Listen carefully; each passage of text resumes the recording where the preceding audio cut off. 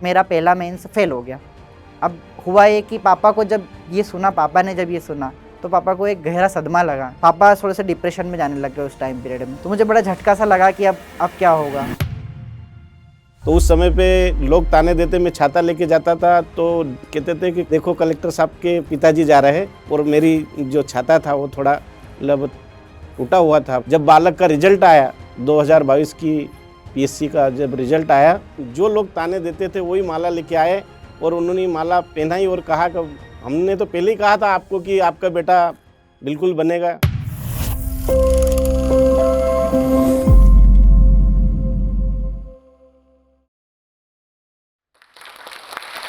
सभी को मेरा नमस्कार। मेरा नाम मधुसूदन बैरागी है। मैं मध्य प्रदेश के छोटे से ज़िले आगरमालवा से बिलॉन्ग करता हूँ। मेरा चयन एमपीपीएससी द्वारा आयोजित राज्य सिविल सेवा परीक्षा में 2022 में कमर्शियल टैक्स इंस्पेक्टर के पद पर हुआ है और वर्तमान में मैं रतलाम ज़िले में पोस्टेड हूँ। मेरी कहानी शुरू करने के पहले मैं कोटेशन कोट करना चाहता हूँ नेल्सन मंडेला का। मुझे मेरी सफलताओं से मत आँकिए, बल्कि मुझे इस आधार पर आँकिए कि मैं कितनी बार गिरा और फिर से उठ खड़ा हुआ। तो मेरी कहानी शुरू करने से पहले मैं धन्यवाद देना चाहता हूँ उन सभी लोगों का, जिन्होंने मुझे यहाँ तक पहुँचाने में मेरी काफ़ी मदद की है। मैं मेरी कहानी जो है शुरू से स्टार्ट होती है तो पापा के स्कूल से ही होती है। मेरी प्रारंभिक शिक्षा पापा के स्कूल में ही हुई है, गाँव परसोखेड़ी में। इसके बाद मुझे जो गाँव तब हम गाँव में ही रहा करते थे और हमारा घर से और आगर मालवा से जो डिस्टेंस था वो काफ़ी 4 से 5 किलोमीटर के अराउंड था। तो मेरी 5th के बाद की जो एजुकेशन है वो मुझे शहर जाके करना होती थी।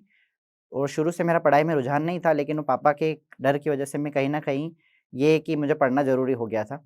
तो जब हम गाँव से शहर जाते थे, तो हमारे पास ऐसे कोई संसाधन नहीं थे कि जिससे हम कंफर्टेबली शहर से आना-जाना कर लें, तो हम बस में जाया आया करते थे। तो जब हम इधर से बस में जाया करते थे, तो जो बस वाला होता था, वो बस नहीं रोकता था, क्योंकि कहीं न कहीं बस फुल हो जाया करती थी। और उधर से जब आते थे, तो बस वाला इसलिए नहीं बिठाता था क्योंकि उसकी जो दूर की सवारी है वो उसमें बैठ नहीं पाती थी, तो वो हमें अवॉइड करके निकल जाते थे। पर हम फिर भी बस थोड़ा धीरे होती तो हम बस के पीछे लटक के बैठ जाते थे और बस के ऊपर जाके बैठ के और हम हमारी लोकेशन पे पहुँच जाते थे वापस से। कोई सा भी मौसम हो, हमें ऐसे ही बस से आना-जाना करना होता था। इसके बाद मेरी छोटी वाली सिस्टर को भी ये सब नहीं झेलना पड़े, इसके बाद पापा ने सोचा कि हम आगर मालवा में ही घर बना लेते हैं। तो हमारा घर जो है आगर मालवा में बनना चालू हुआ और तब पापा की सैलरी लगभग 7 से 8,000 के बीच में ही रहा करती थी। तो जब हमारा घर बनना स्टार्ट हुआ, तो धीरे-धीरे एक समय के बाद मेरे घर में थोड़ी इकोनॉमिक प्रॉब्लम आने लग गई। इतनी सैलरी नहीं होने की वजह से हमें पहले ही रेंट से रहना होता था और ऊपर से हमारा घर बन रहा था, तो इस कारण कहीं न कहीं हमें थोड़ी-सी इकोनॉमिक क्राइसिस झेलने पड़े। तो 12th के रिज़ल्ट आ गए थे और अब मुझे डिसीज़न लेना था कि मुझे क्या करना है, बीएससी करना है या बीए? तो मेरा मन था इस बार कि मैं बीए करूँ, लेकिन सोशल प्रेशर की वजह से वो पापा को किसी ने बोला कि भाई बीए वाले तो भैंस गाय चराते हैं, तो तुम भी क्या भैंस गाय चराओगे क्या? तो मैंने बोला ठीक है, बीएससी ले लेते हैं। अब मैंने बीएससी ले लिया और इसी के साथ में जब मेरे घर की कंडीशंस खराब हुई, तो मैंने ऐसा सोचा कि मैं क्यों ना कुछ हाथ बटा दूँ घर में, कहीं काम ढूँढ लूँ। तो मुझे ऐसे तो कोई काम मिलता नहीं था, क्योंकि मेरे पास ऐसी कोई विशेष स्किल्स तो थी नहीं।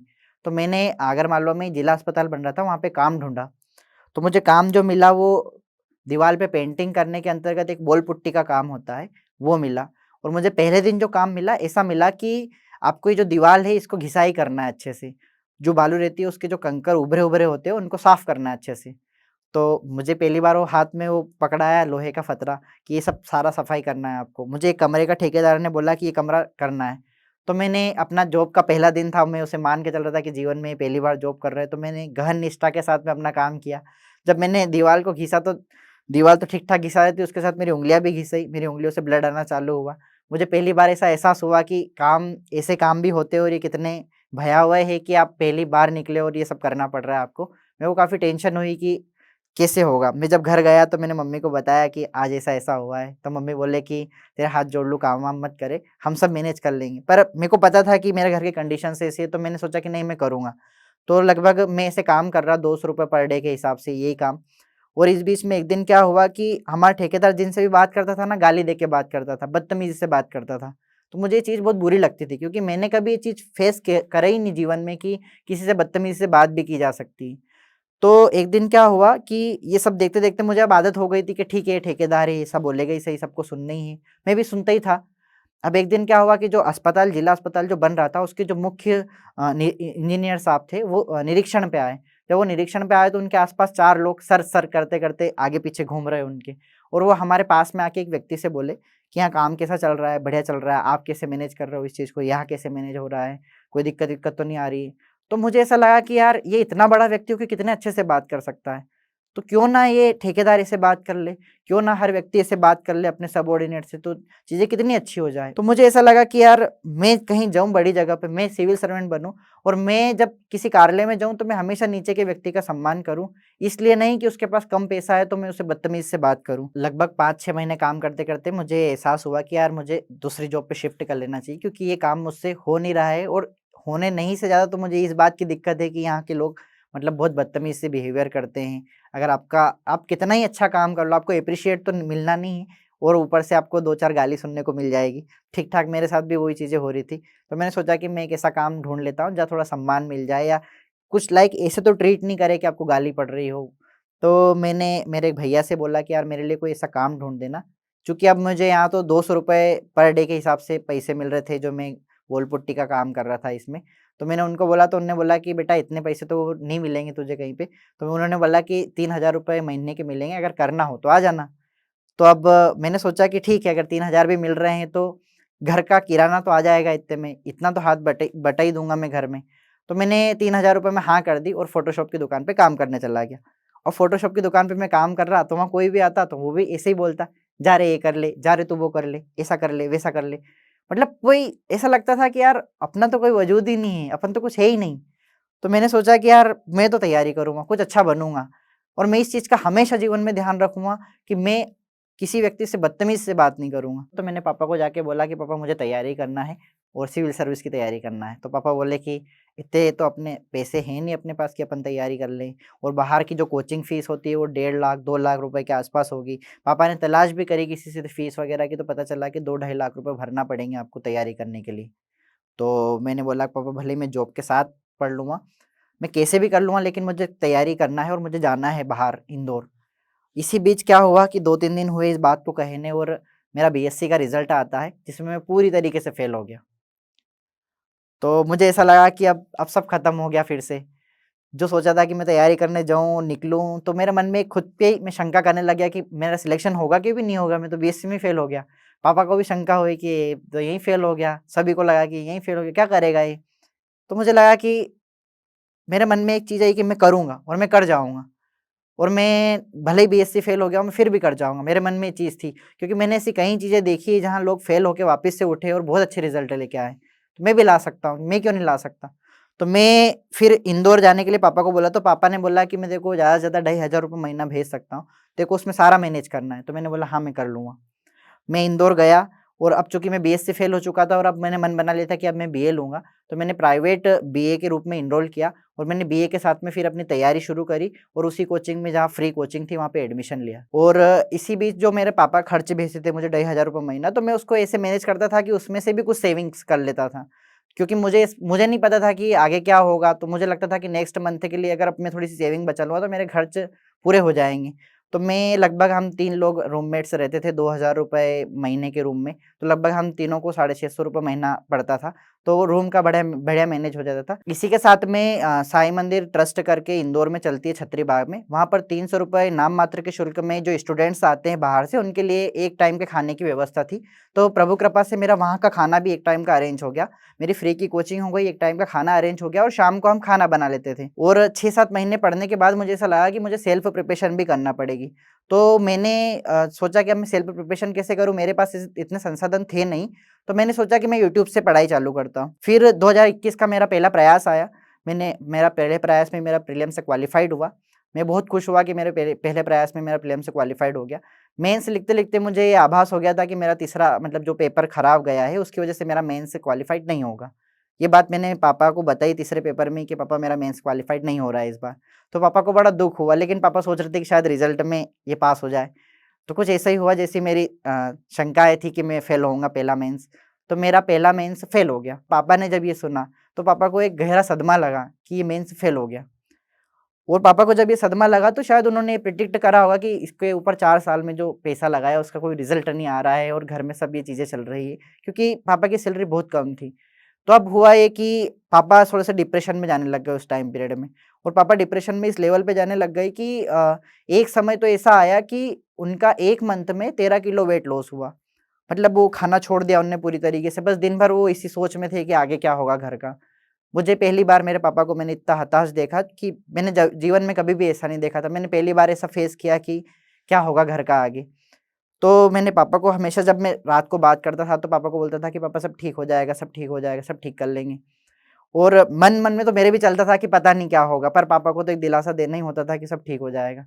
ये सब चीज़ें चल रही थी और एक बार जब मैंने पापा को घर इलाज करवाने के लिए बुलाया, तो पापा मेरे से लिपट-लिपट के रो रहे हैं, लाइक छोटे बच्चे जैसे ट्रीट कर रहे हैं कि क्या होगा घर का और तू पढ़ाई कर रहा है, तो तू तू मेरे पास ही रुक जा, तू कहीं मत जा, मेरे को छोड़ के मत जा। उनको मतलब पता नहीं ऐसा क्या हो रहा था कि वो एकदम दिन भर बस रोते थे, बात भी नहीं करना किसी से।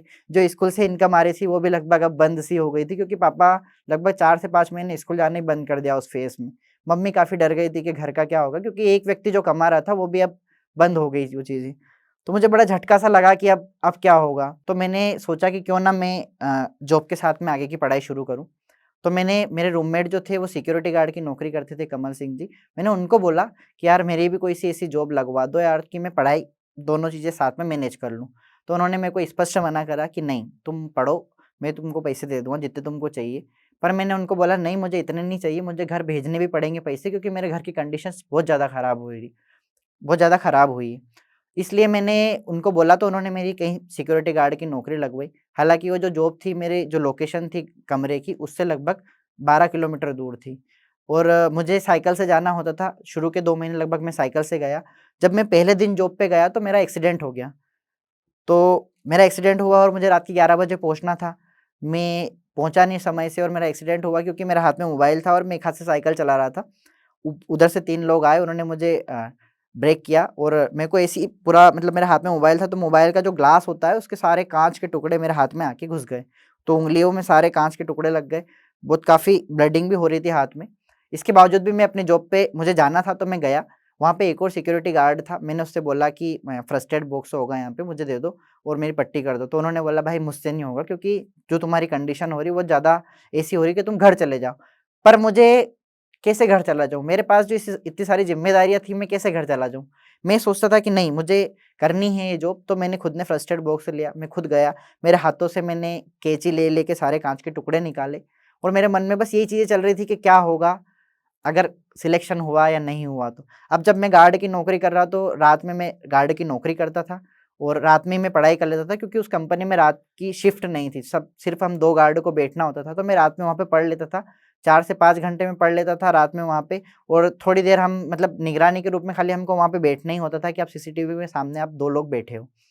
तो रात में मेरी ऐसे पढ़ाई हो जाती थी, दिन में मैं थोड़ी देर सो के और लाइब्रेरी चला जाता था। रात में और दिन में मेरी शिफ्ट चलती रहती थी कि पढ़ाई और ये। पर कुछ दिनों बाद ऐसा हुआ कि जो दूसरे गार्ड थे उनको ये चीज़ बुरी लगी कि इस व्यक्ति को गार्ड की ही नौकरी में रात की शिफ्ट क्यों मिल रही? क्योंकि वहाँ का जो स्टाफ था, जो वरिष्ठ स्टाफ था, वो मुझे सपोर्ट करता था इसलिए वो मुझे नाइट में ड्यूटी देते थे। लेकिन अब ये हुआ कि वहाँ पे भी क्राइसिस होने लग गए कि आपको दिन में भी शिफ्ट करना पड़ेगी। तो फिर कभी-कभी मुझे दिन में भी जाना होता था, तो इससे मेरे कई टेस्ट प्रभावित होते थे कि मुझे कहीं टेस्ट देने जाना है, वो मैं नहीं दे पाता था। तो मुझे काफ़ी बुरा लगता था कि ये सब कैसे मैनेज होगा और जॉब करते-करते मेरे को ये भी डर लगने लग गया था कि अब मेरे ऊपर कितनी सारी रिस्पॉन्सिबिलिटी है। एक तो सबसे बड़ा होना घर का, यही सबसे बड़ी रिस्पॉन्सिबिलिटी होती है कि आप सबसे बड़े लड़के हो। दूसरा है कि मेरी छोटी वाली सिस्टर है, उसकी शादी करने की रिस्पॉन्सिबिलिटी है। तीसरा है कि एक मेरा छोटा भाई है जो मेरे ऊपर डिपेंड है, उसकी भी मुझे रिस्पॉन्सिबिलिटी। और चौथा है कि मेरे मेरे जीवन में किसी ऐसे व्यक्ति का प्रवेश हो गया है जो मैं चाहता हूँ कि वो मेरे लाइफ पार्टनर के रूप में रहे। तो मुझे ये सारी चिंताएँ खा रही थी कि रिज़ल्ट का क्या होगा? 2021 का मेंस फेल होने के बाद मेरा 2022 का प्रीलिम्स था और मैं गार्ड की नौकरी के साथ में ही ये प्रीलिम्स को क्वालीफाई किया।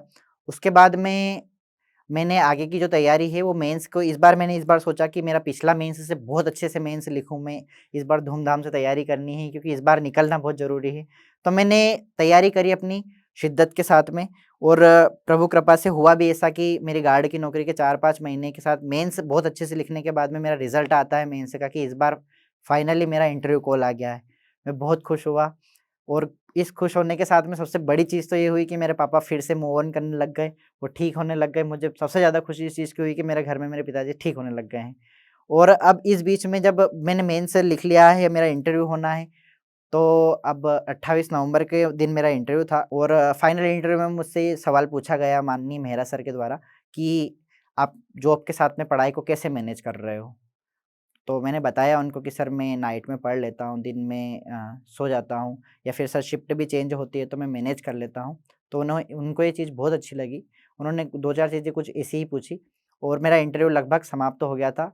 और इसके बाद में नवंबर के बाद में जनवरी 2025 में जो है वो ऐसा है कि टीचर की वैकेंसी आने की थी मध्य प्रदेश में।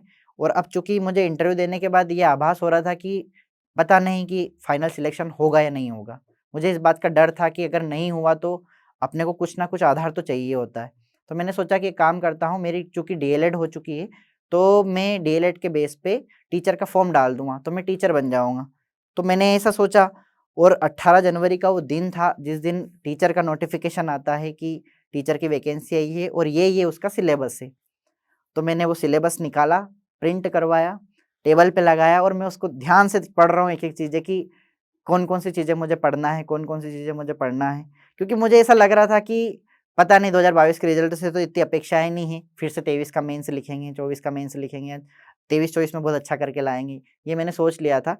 और इसी बीच जब उस दिन मेरा संयोग से फ़ोन फ्लाइट मोड पे नहीं था और उसी उसी दिन मेरे एक मित्र का कॉल आता है अखिलेश जी का, जिनका कॉल बहुत ही कम आता है और वैसे तो मैं फ़ोन फ्लाइट मोड पे रखता था तो कॉल आते ही नहीं थे।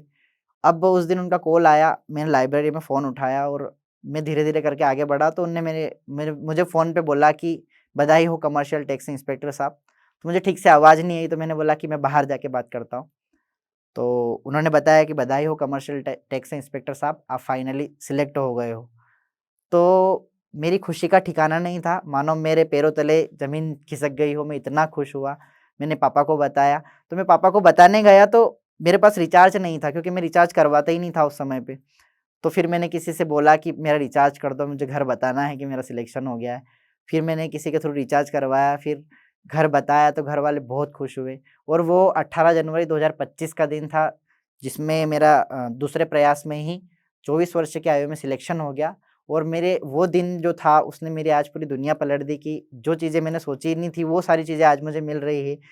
तो मैं कृतज्ञ हूँ मध्य प्रदेश लोक सेवा आयोग का, जिसने मुझे इतनी बड़ी ज़िम्मेदारी सौंपने का निर्णय लिया और मैं उन सब युवाओं को बोलना चाहता हूँ कि आप किसी भी कंडीशन में रहो, आप हमेशा खुद के ऊपर विश्वास रखो कि एक दिन आएगा अपना और जिस दिन आपका सिलेक्शन हो जाएगा और आप अपनी शिद्दत से पूरी तैयारी करो और जब भी आपको लगे कि आज हो नहीं रहा है, तो आप कुछ ऐसी स्टोरी देख लो लोगों की कि उनने आपसे बुरी कंडीशन में आपसे बहुत बेहतरीन रिज़ल्ट लेके आए। मुझे जब भी ऐसा लगता था तो मैं कहीं ऐसी स्टोरी देख लेता था।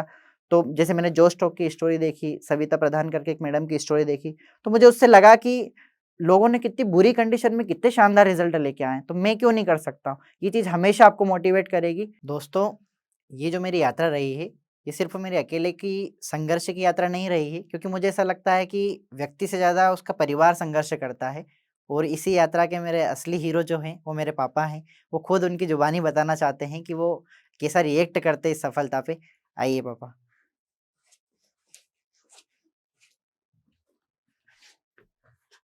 आज मुझे गर्व महसूस हो रहा है। इसी प्रकार हो रहा है कि जैसे मधुसूदन पहली बार में जीएसटी इंस्पेक्टर बना था, तो मुझे उस मतलब खुशी प्राप्त थी और आज भी उसी प्रकार की मुझे खुशी है कि आज मुझे ये मंच मिला है। और उस समय पे जब परिस्थिति में जब वो उसका मेंस नहीं निकला था मधुसूदन का, तो उस समय पे लोग ताने देते, मैं छाता लेके जाता था तो कहते थे कि कलेक्टर का बेटा जा रहा है, देखो कलेक्टर साहब के पिताजी जा रहे हैं। और मेरी जो छाता था वो थोड़ा मतलब टूटा हुआ था, मतलब उस स्थिति में था। तो मतलब वो ताने देते थे लोग और मैं स्कूल जाता था छोड़ने, बालिका भी तैयारी कर रही है और ऐसी स्थिति थी। और लोग जब मैं कहीं-कहीं जाता था सामूहिक कार्यक्रम में, तो लोग कहते हैं अच्छा ये विधायक बनेगा, बेटा कलेक्टर बनेगा। जब सब ये ताने मैंने समाज के सुने हैं और मुझे लगा है कि जब बालक का रिजल्ट आया 2022 की पीएससी का जब रिजल्ट आया, जो लोग ताने देते थे वही माला लेके आए और उन्होंने माला पहनाई और कहा कि हमने तो पहले ही कहा था आपको कि आपका बेटा बिल्कुल बनेगा, जीएस कोई भी बनेगा, मतलब कुछ बनेगा ही सही। आज मुझे इस पर गर्व है कि मैंने इसका सपोर्ट किया। आप भी इस तरह आपके बेटे बेटियों का सपोर्ट करें और आज मैं गर्व महसूस कर रहा हूँ।